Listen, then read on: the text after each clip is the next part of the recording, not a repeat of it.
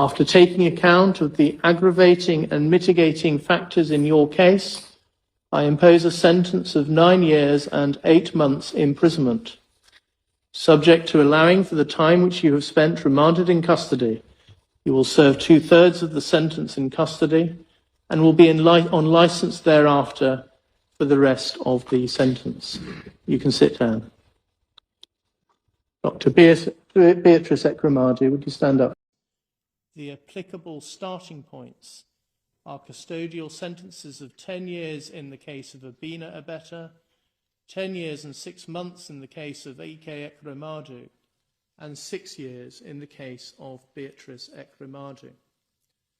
Abina Abeta, stand up, please.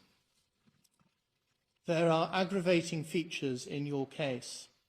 You deliberately targeted a victim who was particularly vulnerable due to his young age, his isolation from his immediate family, and his poverty.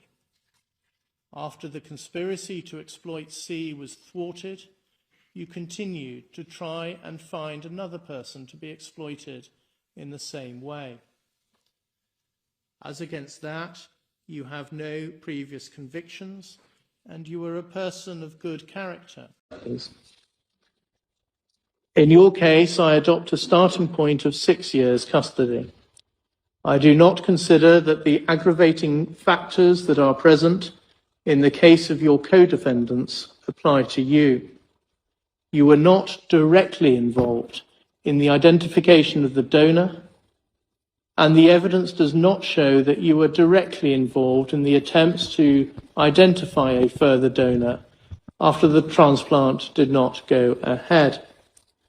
I take account of all the mitigating features that Mr. Mahindru KC has identified, and the content of the thorough and helpful pre-sentence report prepared by Jessica Stephen of the Probation Service.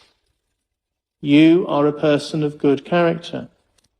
You helped set up the ECOA Foundation with your husband, and you have been closely involved with its important charitable work.